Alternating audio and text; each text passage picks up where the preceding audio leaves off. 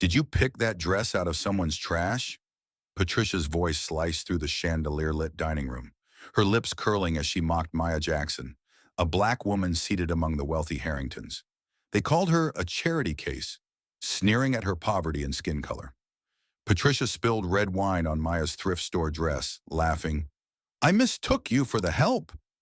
Ethan's sister Lauren declared Maya would never belong in their elite world. Years later, Maya strode into their bankruptcy hearing, not as a guest, but as the buyer of their prized Atlanta dealership. Sometimes karma wears a tailored suit and owns half the city. If you've ever been judged for who you are or where you're from, Maya's story will ignite your soul. What drove her to billions? How did she silence their scorn? Subscribe, share where and when you're reading, and uncover her triumph. The chandelier's golden glow bathed the Harringtons' Buckhead dining room, its crystal prisms scattering light across polished mahogany and fine china. Maya Jackson, a 24-year-old black woman, sat rigid at the table, her thrift store dress clinging to her like a fragile shield. The air was thick with the scent of rosemary roasted lamb and unspoken judgment. Around her, the Harrington family, Atlanta's elite, their wealth built on a sprawling empire of luxury car dealerships, wielded their privilege like a blade. Maya, scraping by with 3 jobs, barista at a midtown coffee shop, math tutor, and rideshare driver, felt every eye dissecting her. Her tiny East Atlanta apartment, with its humming fridge and leaky shower, seemed a world away from this opulent mansion. Patricia Harrington, Ethan's mother, leaned forward, her diamond earrings glinting. Did you pick that dress out of someone's trash? She asked, her voice a velvet dagger, slicing through the clink of silverware. The table erupted in stifled laughter. Maya's cheeks burned, her fingers tightening around her napkin. The dress, bought with her last $50, was her best effort to fit into their world. Ethan, her Yale-educated boyfriend of 2 years, sat beside her, his charming smile replaced by a tense silence. He stared at his plate, avoiding her gaze. Oh, Patricia, don't be cruel, Lauren, Ethan's sister, said with a smirk, her tone dripping with false pity. It's authentic, very East Atlanta. The words landed like a jab, referencing Maya's struggling neighborhood. Richard, Ethan's father, raised a glass of Bordeaux, his eyes cold. Some families just don't aim high, do they? He said, as if Maya's mother, a school janitor in Vine City, was a personal failing. Maya's throat tightened, but she forced a smile, her pride a flickering flame against their scorn. She had met Ethan at a coffee shop where she worked, his easy charm disarming her exhaustion. For 2 years, he'd made her believe love could bridge their worlds. Yet here, in this mansion with its manicured lawns and marble floors, she felt like an intruder. Ethan had delayed this introduction, citing family trips or bad timing, but now she understood why. His family saw her as a curiosity, a black woman from the wrong side of Atlanta, unworthy of their legacy. The conversation shifted to the Harringtons' latest European vacation, their voices brimming with casual entitlement. Maya sat quietly, her mind drifting to the $200 in her bank account, barely enough for rent. So, Maya, Patricia said, her smile sharp, tell us about your family. What do they do? The pause was deliberate, a trap. Maya swallowed, her voice steady despite the knot in her chest. My mom's a janitor at a school in Vine City. She's raised me and my siblings alone. The silence that followed was deafening, not empathy but judgment, as if her existence was an affront to their polished world. Lauren leaned back, twirling her wine glass. Vine City? I drive past there sometimes. So gritty. Her laugh was a blade and the others joined in, except for Miss Clara, Ethan's grandmother. The frail woman, her eyes warm with quiet strength, reached for Maya's hand under the table. They've forgotten what it means to earn anything, she whispered, her voice a lifeline in the storm of disdain. Then came the moment that seared itself into Maya's soul. Patricia, gesturing animatedly, accidentally knocked her wine glass, sending a cascade of red wine onto Maya's dress. Oh my goodness, she exclaimed, her horror theatrical. I mistook you for the help. The room exploded in laughter, Lauren's cackle the loudest. Maya's heart pounded, the stains spreading like her humiliation. She looked to Ethan, desperate for his defense, but he mumbled, "Maybe you should clean up," his eyes fixed on the tablecloth. The betrayal stung worse than the wine. Maya excused herself, her borrowed heels clicking on the marble floor as she fled to the bathroom. Locking the door, she stared at her reflection, the ruined dress clinging to her skin. Tears welled, but she clenched her fists, refusing to let them fall. Patricia's words, "Did you pick that dress out of someone's trash?" echoed in her mind, mingling with Lauren's sneer and Ethan's silence. She was more than their mockery, more than the charity case they saw.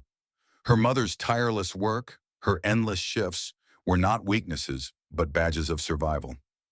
As she dabbed at the stain with a damp cloth, Maya's resolve hardened. She thought of her laptop, waiting in her cramped apartment, where she'd been teaching herself to code late at night. Programming was her secret rebellion, a world where logic trumped prejudice. Each line of code was a step towards something they couldn't take away. She straightened, meeting her own eyes in the mirror. This dinner, this family would not define her. She would return to their table, head high, and endure. But deep within, a fire kindled, a promise to rise so far above their scorn that they'd choke on their own words. Maya re-entered the dining room, her stained dress a silent challenge. The Harringtons barely noticed, their laughter resuming as if she were invisible. But Miss Clara's gaze met hers, a nod of quiet pride. Maya sat, her heart a furnace, forging a future they couldn't imagine. She would not be their charity case forever.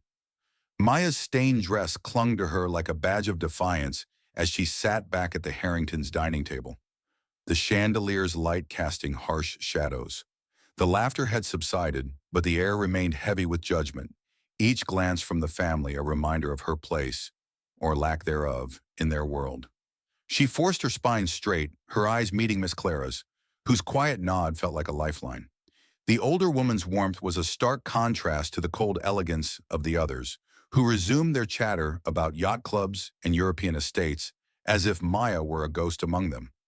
Ethan, her anchor for 2 years, kept his gaze averted, his silence louder than any insult. The meal dragged on, each course a test of endurance. Patricia, her diamond earrings glinting with every calculated tilt of her head, steered the conversation to Maya again. "So Maya, what do you do with your days?" she asked, her tone syrupy yet sharp, like honey laced with venom. The question wasn't curiosity, it was a stage for humiliation.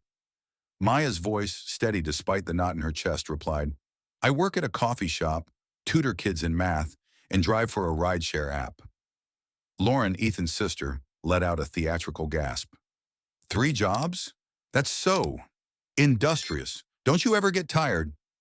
Her smile was a blade slicing at Maya's pride. Richard, Ethan's father, leaned back, swirling his wine.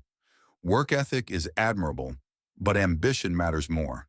Some people are just stuck where they are." The implication hung heavy.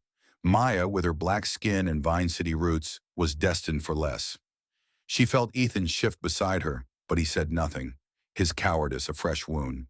Maya's fingers tightened around her fork, her mind flashing to her mother, scrubbing school floors to feed 3 kids. That wasn't stuck. It was sacrifice, strength the Harringtons couldn't fathom. As dessert arrived, lavender macarons and gold-flecked truffles, Lauren leaned toward Maya, her voice a mock whisper. "You should come to our charity gala next month. We love supporting causes like yours." The table chuckled, the word charity echoing Patricia's earlier jab. Maya's heart pounded, but she forced a polite nod, her dignity a shield against their cruelty. Miss Clara's hand brushed hers again, a silent promise of solidarity. Maya clung to it, her resolve hardening like steel in a forge. Leaving the mansion, Maya walked to her beat-up sedan, the gravel crunching under her borrowed heels. Ethan followed, his footsteps hesitant. "I'm sorry about tonight," he mumbled, his eyes on the ground. "They're just particular." Maya turned, her voice low but firm. "Particular? They called me a charity case, Ethan. They laughed at me. And you just sat there." His jaw tightened, but he offered no defense, only a weak, "It's complicated." Her chest ached, not just for his betrayal, but for the love she'd thought could bridge their worlds. She drove away, the mansion's lights fading in her rearview mirror, a symbol of a life she didn't belong to. Back in her East Atlanta apartment, the hum of the refrigerator greeted her like an old friend. The wine-stained dress lay crumpled on the floor, a reminder of the night's wounds. Maya sank onto her worn couch, her laptop glowing in the dim room. She opened a coding course, The Lines of Code, a sanctuary where prejudice held no sway. She'd discovered programming months ago, a free online course that felt like solving puzzles. Each success, no matter how small, was a rebellion against the Harringtons' disdain. She was building something, a spark of an app called EmpowerShift, meant to connect workers like her to fair employers, to give voice to the invisible. But tonight, doubt crept in. Patricia's voice. "Did you pick that dress out of someone's trash?" Looped in her mind, each word a barb. Maya's fingers hovered over the keyboard, her eyes burning with unshed tears. Was she foolish to dream beyond her circumstances? To believe she could rise above their mockery? She thought of her mother, working late shifts, her hands rough from years of labor. Maya's own hands, calloused from serving coffee and gripping steering wheels, were proof she wasn't stuck. She typed a line of code, then another, each keystroke a defiance of the night's pain. Sleep eluded her, but the laptop's glow held her steady. EmpowerShift was more than an app. It was a promise to herself, to every worker dismissed as less. She envisioned features, a platform where gig workers could rate employers, access job training, and find better opportunities. It was a dream born from her struggles, from nights counting tips to afford groceries. The Harringtons saw her as a charity case, but she would build something that made the world see her strength. As dawn crept through her cracked blinds, Maya saved her progress, her eyes heavy, but her spirit unbowed. The dinner had exposed Ethan's weakness and his family's cruelty, but it had also lit a fire within her. She would endure their gatherings, their veiled insults for now, but she would not break. Her laptop, her code, her will, they were her weapons. The Harringtons' laughter would not be the last word. The faint hum of Maya's refrigerator filled her East Atlanta apartment, a persistent reminder of the life she was fighting to transcend. Dawn's light crept through the cracked blinds, casting stripes across her worn couch where she sat. Laptop balanced on her knees. The screen glowed with lines of code, each one a defiance of the Harrington's scorn. Patricia's voice, "Did you pick that dress out of someone's trash?" still stung, but Maya channeled the pain into her work on EmpowerShift. The app was her rebellion, a digital fortress for workers like her, black, poor, overlooked, offering fair jobs and a voice against exploitation. She typed furiously, her calloused fingers dancing over keys, building a platform that could rewrite her story. Her days blurred into a grind of survival. By morning, she served coffee at the Midtown shop, dodging snide remarks from customers who saw her as invisible. Afternoons meant tutoring kids in Vine City, their eager faces a mirror of her hunger for more. Nights were spent driving Atlanta's streets, the city's skyline a glittering taunt of wealth she didn't have. But after every shift, she returned to her laptop, the one place where she held power. Coding was her sanctuary, a world where logic outshone prejudice, where a black woman from Vine City could build something unbreakable. Yet the Harringtons' cruelty clung to her like damp air. At another family gathering, this time a brunch in their sunlit conservatory, Lauren struck again. "Maya, you should try our stylist," she said, her smile venomous. "She could help with whatever this is." She gestured at Maya's thrift store blouse, sparking chuckles from the others. Ethan, standing by a window, shifted uncomfortably but said nothing, his silence a deeper cut than Lauren's words. Maya's jaw tightened, her mind flashing to her mother's tired hands, scrubbing floors to buy her school books. She wasn't a charity case. She was a fighter, and they'd never understand. Miss Clara, seated nearby, caught Maya's eye, her weathered face etched with quiet pride. "You're stronger than their words, child," she murmured, passing Maya a cup of tea. The old woman's faith was a spark, reigniting Maya's resolve. She excused herself early, claiming a work shift, but the truth was she couldn't bear another moment of their disdain. Back in her car, she gripped the steering wheel, Patricia's mocking question looping in her mind. She wouldn't let it break her. She'd turn their laughter into silence. That night, Maya faced her greatest test. Empower Shift's code, now sprawling with features, crashed repeatedly.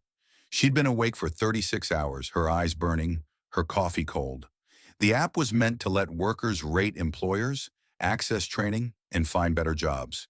Her dream for people like her, dismissed by the world.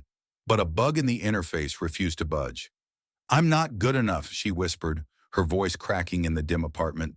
Her fingers hovered over the keyboard, doubt clawing at her. Was she chasing a fantasy, just as Patricia had sneered? Then she saw her mother's face, weathered from years of labor, telling her, "You're more than they'll ever see." Maya's gaze fell on a photo pinned to her wall, her mom smiling despite exhaustion, beside a young Maya holding a library book. That image anchored her. She wasn't just coding for herself. She was coding for every worker who'd been called less, every black woman told she didn't belong. She dove back in, tracing the error through lines of code, her mind a battlefield of logic and will. Hours later, as the city stirred awake, the app flickered to life.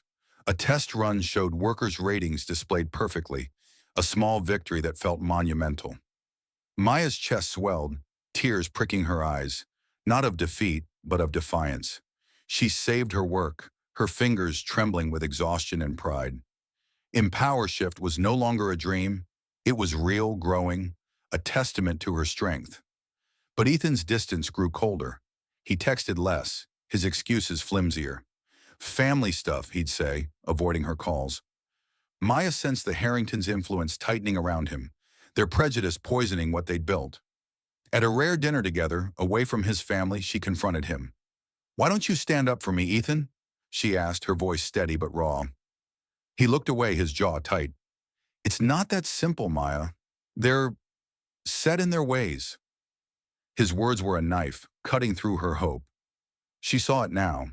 He was ashamed, not just of her poverty, but of her blackness, her very existence in his world. Maya left the restaurant, the Atlanta skyline blurring through her tears. Back home, she opened her laptop, the glow a beacon in her darkness. Empower Shift wasn't just an app. It was her fight, her future. She added a new feature, a community board for workers to share stories, to be seen. Each keystroke was a vow. She'd rise above the Harrington's scorn and above Ethan's betrayal. She wasn't their charity case. She was a force, and they'd learn it soon enough. Maya's fingers trembled as she closed her laptop, the glow of Empower Shift's interface fading into the dimness of her East Atlanta apartment. The city's hum seeped through her thin walls, a restless pulse matching her own. She'd poured her heart into the app, each feature a defiance of the Harrington's scorn, but Ethan's betrayal lingered like a bruise. His words, "It's not that simple," cut deeper than Patricia's venom or Lauren's sneers. Maya leaned back on her worn couch, exhaustion battling the fire in her chest. She wasn't their charity case, but proving it felt like climbing a mountain with no peak in sight. Her days were a relentless cycle, brewing coffee for impatient Midtown patrons, tutoring kids whose dreams mirrored her own, driving through Atlanta's neon-lit streets. Yet every night she returned to her code, building Empower Shift into a beacon for workers dismissed as invisible. The app now lets users share stories, rate employers, and access free training, a digital lifeline for people like her, black and struggling, who the world overlooked. But doubt gnawed at her. Could she change anything? Or was she, as Patricia had sneered, just a woman in a dress picked from someone's trash? A knock at her door startled her. She opened it to find a small envelope, hand-delivered, the paper crisp with elegant script. It was from Miss Clara, Ethan's grandmother, the only Harrington who'd shown her kindness. Maya's heart quickened as she tore it open, revealing a single page. "My family has lost its way, child," Clara wrote, her words steady as a lighthouse beam. "They see your skin, your struggles, and fear what they can't understand. But you have a fire they'll never possess. Keep it burning. You're more than they'll ever know." Maya's eyes stung, the letter a balm to wounds she hadn't named. She pinned it above her desk, next to her mother's photo, a reminder that someone saw her worth. The letter became her anchor, but Ethan's distance grew colder. He stopped calling, his texts reduced to curt apologies. Maya clung to memories of their early days, his laughter, his hand in hers, but they felt like ghosts now. At a Harrington family brunch held in their sprawling garden, the air thick with jasmine and judgment, Maya braced herself. Lauren, sipping a mimosa, leaned close. Maya, you look tired. All those jobs must be exhausting. Her smile was a razor, cutting at Maya's resolve. Patricia, overhearing, added, You should take a break, dear. Our world isn't built for your kind of hustle. The racial undertone was unmistakable, a jab at Maya's blackness as much as her poverty. Maya's hands shook, but she met Patricia's gaze. I'm proud of my work, she said, her voice steady despite the storm within. The table fell silent, Lauren's smirk faltering. Ethan, standing by a rosebush, looked away, his cowardice a fresh wound. Miss Clara, seated at the table's end, gave Maya a subtle nod, her eyes gleaming with pride. Maya excused herself, her heart pounding as she walked to her car. The Harringtons' world wasn't hers, but she'd build one of her own. Back in her apartment, Maya threw herself into Empower Shift. She added a feature, a mentorship network for young black women, inspired by her tutoring kids in Vine City. Each line of code was a brick in her fortress, a way to shield others from the pain she'd endured. But progress was slow, and bugs plagued her. One night, as rain lashed her windows, the app's database crashed, wiping hours of work. Maya stared at the error message, her chest tight. I can't do this, she whispered, tears spilling. Patricia's voice. Did you pick that dress out of someone's trash? Echoed, joined by Ethan's weak excuses. She was tired, bone deep, of fighting a world that saw her as less. Then her eyes fell on Clara's letter, pinned above her desk. You have a fire they'll never possess. Maya wiped her tears, her mother's face flashing in her mind, years of scrubbing floors never breaking. She wasn't alone in this fight. She dove back into the code, tracing the bug through tangled lines, her fingers steady despite exhaustion. Hours later, the database hummed to life, stronger than before. Maya exhaled, a smile breaking through. Empower Shift wasn't just her dream. It was a legacy for every worker told they weren't enough. Ethan's absence became a void. When she texted him asking to talk, he replied, I need space, Maya. My family, it's complicated. The words were a final crack in her heart. She saw now, he wasn't just spineless. He was complicit, ashamed of her blackness, her struggle. She deleted his number, her resolve crystallizing. Empower Shift would be her voice, her power. She added a new feature, a job board prioritizing fair wages, a direct challenge to employers who exploited workers like her. The app was growing, and so was she. As Atlanta's skyline glittered beyond her window, Maya stood, Clara's letter in hand. She wasn't the charity case they'd mocked. She was a builder, a fighter, and she'd make them see it. Maya's laptop hummed in her East Atlanta apartment, its glow a defiant beacon against the darkness of doubt. Clara's letter, pinned above her desk, whispered strength.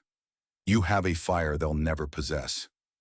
Empower Shift was growing, its mentorship network for black women now live, connecting dreamers like her to mentors who saw their worth. Each line of code was a brick in her fortress, a shield against the Harrington's scorn. But Ethan's absence gnawed at her, his last text, I need space, a cold echo of his family's prejudice. Maya pushed the pain aside, her fingers flying over keys, building a future where no one could call her a charity case. Her days remained a grueling marathon, serving coffee to Midtown's impatient elites, tutoring kids whose hunger for knowledge mirrored her own, driving through Atlanta's neon-lit streets. Each job fueled her resolve. Her earnings poured into Empower Shift's development. The app was gaining traction. Hundreds of users now shared stories, rated employers, and found better jobs. Maya's heart swelled with each notification, a delivery driver escaping exploitation, a single mother landing a stable gig. This was her fight, her proof that she was more than Patricia's sneering, did you pick that dress out of someone's trash? But the Harrington's shadow loomed. Patricia called, her voice dripping with false warmth, requesting a private meeting at a chic Midtown cafe. I want to clear the air, she said. Maya, wary but clinging to a shred of hope, agreed. She arrived in her best thrift store blouse, her chin high despite the stares of patrons in designer suits. Patricia sat at a corner table, her manicured nails tapping a coffee cup, her eyes cold as marble. Maya, let's be honest, she began, her smile a mask. You're a burden to Ethan. He needs someone of his pedigree. The word was a knife, slicing at Maya's blackness, her poverty. Before Maya could respond, Patricia slid an envelope across the table. $15,000, she said, her tone clinical. Take it and walk away from Ethan, from our family. Maya's breath caught, her hands trembling with rage. The sum was more than she'd ever seen, enough to cover months of rent, but it was a bribe to erase her existence. I'm not for sale, she said, her voice low but steel sharp, pushing the envelope back. Patricia's laugh was icy. A barista with delusions. You'll never belong in our world. Maya stood, her heart pounding like a war drum. I don't want your world, she said, her eyes burning into Patricia's. I'm building my own. She left the cafe, the Atlanta skyline a blur through her anger. Patricia's words, a barista with delusions, joined the chorus of insults in her mind, but they only fueled her fire. She wasn't a charity case. She was a creator, and she'd make them see it. Back in her apartment, Maya opened her laptop, the familiar glow a refuge. But Ethan's betrayal awaited. He arrived unannounced, his face drawn, eyes avoiding hers. We need to talk, he said, his voice heavy. Maya braced herself, hoping for a fight, a spark of the man she loved. Instead, he sighed. We're too different, Maya, my family. They're right. It's not going to work. His words were a sledgehammer, shattering the last fragments of her hope. He wasn't just yielding to his family. He was ashamed of her blackness, her struggle. Why? She asked, her voice raw. Because I'm not rich? Not white? Ethan flinched, but his silence was answer enough. I thought you saw me, she said, tears pricking her eyes. But you're just like them. He left without a word, the door's click a final note in their story. Maya sank onto her couch, the weight of rejection crushing her. But Clara's letter caught her eye, its words a lifeline. Keep it burning. She opened EmpowerShift, channeling her pain into code. She added a feature, a resource hub for financial literacy to empower workers to break free from poverty's grip. Hours passed, her fingers a blur, each keystroke a vow to rise above. The app was more than a tool. It was her legacy, a middle finger to every Harrington who'd called her less. A notification pinged. A user thanked her for a job that changed their life. Maya's tears fell, not of defeat, but of purpose. She stood, pacing her cramped apartment, the city's pulse beyond her window urging her forward. Ethan's betrayal, Patricia's bribe, they weren't her end, but her beginning. EmpowerShift was growing, and so was she. She wasn't the woman who'd sat, stained and silent, at their table. She was a force, forging a path for others like her. The Harringtons thought they'd broken her, but they'd only sharpened her resolve. She'd build an empire that would make their laughter choke in their throats. The glow of Maya's laptop bathed her East Atlanta apartment, a solitary beacon in the quiet night. Clara's letter pinned above her desk stood sentinel. You have a fire they'll never possess. Ethan's betrayal and Patricia's bribe, $15,000 to erase her, had carved deep wounds, but Maya's resolve burned brighter. EmpowerShift, her app for workers like her, black and overlooked, was no longer a dream but a living force. Its features, job boards, employer ratings, financial literacy hubs were her rebellion against the Harrington's scorn, against a world that called her a charity case. She typed with fierce precision, each line of code a step toward silencing their laughter. Her days were a relentless dance, pouring coffee for Midtown's elite, tutoring Vine City kids whose dreams echoed hers, driving through Atlanta's glittering streets. Every dollar earned went to EmpowerShift, funding servers and design tools. The app was her lifeline, a digital monument to her mother's sacrifices and her defiance.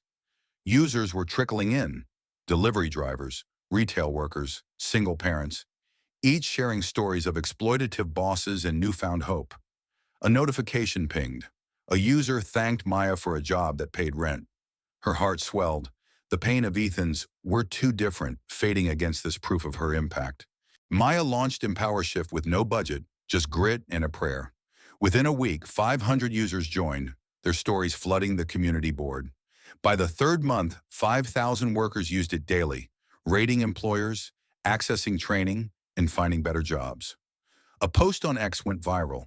A black delivery driver praising Empower Shift for helping him escape a toxic workplace. "This app sees us," he wrote, and Maya's eyes stung with pride. Her creation was changing lives, proving she was more than Patricia's sneering, "Did you pick that dress out of someone's trash?" The viral post caught the eye of a venture capital firm in Midtown, their glass tower a stark contrast to Maya's cramped apartment. They invited her to pitch, a chance she hadn't dared imagine. She prepared obsessively, practicing in her bathroom mirror, her thrift store blazer a badge of her journey. The day of the pitch, she stood before a boardroom of men in tailored suits, their skepticism palpable. "I'm Maya Jackson," she began, her voice steady. "An Empower Shift is for the invisible workers like me, dismissed by a world that values wealth over worth." She wove her story into the app's mission, a platform born from her pain, built to lift up black workers, single mothers, anyone called less. The room was silent. Then one investor leaned forward. "You're solving a real problem," he said. "What do you need?" Maya's heart raced. She pitched for $8 million in exchange for 15% of her company, her voice unwavering despite the stakes. She countered their offer, holding her ground, her mother's tireless hands flashing in her mind. They agreed, and Maya walked out. The Atlanta skyline a canvas of possibility. The funds meant servers, developers, and marketing. Empower Shift could soar. She celebrated alone in her apartment, eating instant noodles, Clara's letter her only witness. "I'm doing it," she whispered, tears falling. She wasn't the woman who'd sat, stained and silent, at the Harrington's table. With the investment, Maya launched two new platforms, Care Connect for affordable childcare and SkillSpark, offering free tech training for underserved communities. Her apartment became a command center, her kitchen table buried under notes and coffee mugs. Empower Shift's user base grew, each story a spark in her fire. A single mother wrote, "I'm not invisible anymore." Maya pinned the message next to Clara's letter, her purpose clear. She was building a legacy, not just for herself, but for every worker the Harringtons would dismiss as a charity case. Yet the Harringtons' shadow lingered. Maya heard whispers through mutual friends. Their dealership empire was faltering, bad investments eroding their wealth. She felt a pang, not of pity, but of curiosity. Could their downfall be her chance to prove them wrong? She pushed the thought aside, focusing on her work. Empower Shift was her fight, not revenge. But late at night, as Atlanta's lights glittered beyond her window, she allowed herself a fleeting vision. Walking into their world, not as a guest, but as a titan. Ethan tried to reach out once, a text reading, "I miss you, Maya. I was wrong." She stared at it, her thumb hovering over the reply button. But his words, "my family, they're right," still burned. She deleted the message, her heart a fortress. Empower Shift was her future, not him. She added a new feature, a scholarship fund for Black students, inspired by her tutoring days. Each click was a defiance, a promise to rise so high the Harringtons' laughter would turn to dust. As she saved her work, the city's pulse thrummed through her walls. Maya stood, Clara's letter in her sights. She wasn't the charity case they'd mocked. She was a builder, and her empire was just beginning. The Atlanta skyline sparkled beyond Maya's penthouse window, a constellation of ambition mirroring the fire in her chest. Clara's letter, framed above her desk, stood as a quiet sentinel. "You have a fire they'll never possess." Empower Shift was no longer a fledgling app, but a movement, its 5,000 daily users, now tens of thousands, their stories flooding Maya's inbox with gratitude. Care Connect and SkillSpark, her new platforms, were thriving, lifting single mothers and young dreamers from Atlanta's margins. At 27, Maya's net worth had soared to $10 billion, a fortune built on code and courage, a defiant answer to the Harringtons' scorn. She wasn't their charity case. She was a titan, reshaping the city that once dismissed her. Her days were a whirlwind of impact. By morning, she met with developers, refining Empower Shift's features to empower more workers. Afternoons were spent mentoring at SkillSpark, teaching coding to Black teens whose eyes gleamed with the same hunger she'd felt in Vine City. Evenings found her strategizing in her penthouse. Once a distant dream, now a command center overlooking Piedmont Park. Every dollar reinvested fueled her mission, to give voice to the invisible, to prove her worth beyond Patricia's sneering, "Did you pick that dress out of someone's trash?" Maya's ambition stretched beyond tech. She'd begun buying up neglected Atlanta neighborhoods, transforming crumbling lots into vibrant communities with affordable housing. Her first project, a complex in Vine City, bore her mother's name, a tribute to the woman who'd scrubbed floors for her dreams. Residents, once trapped in cycles of poverty, now had homes with dignity. Maya walked those streets, her thrift store days a distant memory, her tailored suits a symbol of her rise. Forbes hailed her as a trailblazer redefining tech inequity. But for Maya, it was personal, a middle finger to every Harrington who'd laughed at her. Rise Up Labs, her tech incubator, was her proudest creation. It nurtured Black and low-income entrepreneurs, giving them tools she'd lacked. A young coder, barely 20, pitched an app at her incubator, his voice trembling but fierce. "You showed me I could do this," he told her. Maya's throat tightened, Clara's words echoing in her mind. She was building more than wealth. She was building hope, a legacy for those the world called less. But the Harringtons' shadow crept closer. Whispers reached her through Atlanta's elite circles. Their dealership empire was crumbling, bad investments bleeding their wealth dry. Their flagship Buckhead showroom, a crown jewel, was up for sale to stave off bankruptcy. Maya's pulse quickened, not with pity, but with opportunity. She'd once sat at their table, stained and silent, labeled a charity case. Now she could walk into their world as a power they couldn't ignore. She instructed her team to form MJ Ventures, a shell company to mask her identity, and scheduled a meeting as their potential buyer. This wasn't revenge, it was closure, a chance to rewrite their narrative on her terms. Maya prepared meticulously, her penthouse desk strewn with financial reports and blueprints. The showroom sale could save the Harringtons, but she'd ensure it came with conditions that forced them to face their prejudice. She envisioned diversity training, community investments, and a new era for their business. Her fingers traced Clara's letter, its words her North Star. She wasn't the woman who'd fled their laughter, her dress soaked in wine. She was a force, and they'd see it soon. Yet doubt lingered, a faint echo of her past. Late at night, as Atlanta's lights pulsed, Maya wondered if her fire was enough. The Harringtons' cruelty, Patricia's bribe, Lauren's sneers, Ethan's betrayal, had scarred her. Could she face them without losing herself to anger? She opened Empower Shift, reading a new user story, a Black woman, once a maid, now a manager, thanks to the app. "You gave me a voice," she wrote. Maya's chest swelled, her purpose clear. This wasn't about the Harringtons. It was about the lives she was changing, the world she was building. She stood, pacing her penthouse. The city's skyline a canvas of her dreams. Empower Shift's latest update rolled out, adding a feature for workers to access legal aid against unfair employers. Each notification, another life lifted, fueled her. She wasn't just fighting for herself, but for every worker who'd been dismissed. Every Black woman told she didn't belong. The Harringtons' downfall was their own making, but Maya would face them with grace, not venom. She'd show them what a charity case could do. As she finalized her offer for the showroom, a text arrived from an unknown number. "Maya, it's Ethan.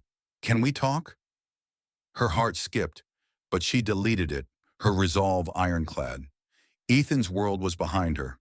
Ahead lay her empire, her fight, her truth. She wasn't the woman they'd mocked. She was a builder, and her fire would light the way. Maya stood at her penthouse window, Atlanta's skyline a glittering testament to her rise. Clara's letter, framed above her desk, glowed in her mind. "You have a fire they'll never possess." Her $10 billion empire, Empower Shift, Care Connect, SkillSpark, and thriving housing projects had reshaped lives, lifting thousands from the margins. Now she was poised to face the Harringtons, not as the charity case they'd mocked, but as a titan buying their Buckhead showroom to save their crumbling empire. Her offer, crafted through MJ Ventures, was ready. $12 million, dollars, with conditions to force their reckoning. This wasn't revenge, it was justice, a chance to redefine their world with her fire. She stepped into the Harrington Enterprises boardroom, her tailored suit a far cry from the thrift store dress Patricia had scorned. The air was thick with desperation, the family's once proud legacy teetering on bankruptcy's edge. Patricia sat rigid, her diamond earrings dull against her ashen face. Lauren's usual smirk was gone, her eyes darting nervously. Richard's hands trembled, clutching financial reports. Ethan, older now, worry lines etching his face, stared at the table.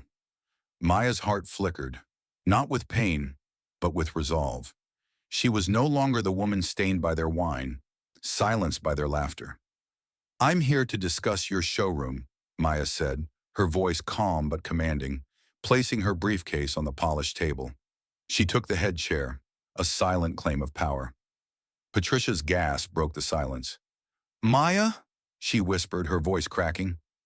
Lauren's jaw dropped, and Richard sputtered, "What are you doing here?" Ethan's eyes met hers, wide with shock, but he said nothing. Maya's lips curved slightly, not a smile but a challenge. "MJ Ventures is my company," she said. "I'm offering $12 million to buy your Buckhead showroom, with conditions." She slid a contract across the table, her terms clear. Mandatory diversity training, scholarships for Black students, and 10% of profits to community programs. The Harringtons stared, their empire's fate in the hands of the woman they'd called a charity case. Patricia's voice trembled. "Why would you help us? After everything?" Maya leaned forward, her gaze unwavering. "Because I'm not you. I build, not destroy. I want your business to survive, but on terms that honor the people you've dismissed." The room was silent, their arrogance shattered. Lauren's hands shook, her usual venom absent. Richard's shoulders slumped, his pride buried under debt. Ethan finally spoke, his voice hoarse. "Maya, I didn't know you could do this." She met his eyes, seeing the man who'd betrayed her, too weak to fight for her. "You never saw me," she said, her tone even. "None of you did." She stood, her presence filling the room. "Sign the contract or lose everything. Your choice." They signed, their hands unsteady, their empire now tethered to her vision. Maya left the boardroom, the weight of their silence a victory sweeter than any gloat. She turned their poison into power, their scorn into a legacy. Outside, Atlanta's streets buzzed, a city she was reshaping with every project, every life lifted. She wasn't the woman who'd fled their table, her dress stained, her heart broken. She was a force, and they'd felt it. Weeks later, at the opening of a new Rise Up Labs community center in Vine City, Maya stood before a crowd of entrepreneurs, their faces alive with hope. Her mother, beaming, watched from the front row, her janitor's hands now clasped in pride. Miss Clara, frail but radiant, approached Maya after her speech. "You turned their cruelty into light, child," she said, her eyes glistening. "I always knew you would." Maya hugged her, Clara's warmth a reminder of the kindness that had anchored her through the darkest nights. Empower Shift now serves millions, its job boards, training hubs, and legal aid transforming lives across Atlanta and beyond. Care Connect and SkillSpark empowered countless others, from single mothers to young coders. Maya's housing projects gave families homes with dignity, her mother's name etched on the first. She employed 60,000, her empire a testament to what a Black woman from Vine City could do. Patricia's words, "Did you pick that dress out of someone's trash?" were a distant echo, drowned by the roar of her success. Ethan tried to reach out again, a letter claiming he'd always believed in her. Maya burned it, her heart free. She stood on the community center stage, addressing the crowd. "Your pain is your fuel," she said, her voice resonant. "Let it build your empire." The applause was thunderous, A chorus of lives she'd touched. She wasn't the charity case they'd mocked. She was Maya Jackson, and her fire had silenced them all. Thank you for walking Maya's path from scorn to triumph, from a charity case to a $10 billion titan who silenced her doubters. Her fire burns for anyone judged by their roots or skin. Share your thoughts below. When and where are you reading, and how has Maya's story sparked your resolve? Your voice matters, and I read every comment. Let her journey fuel your own. Subscribe for more tales of resilience that shake the soul. Until we meet again, keep your fire burning and let no one dim your light.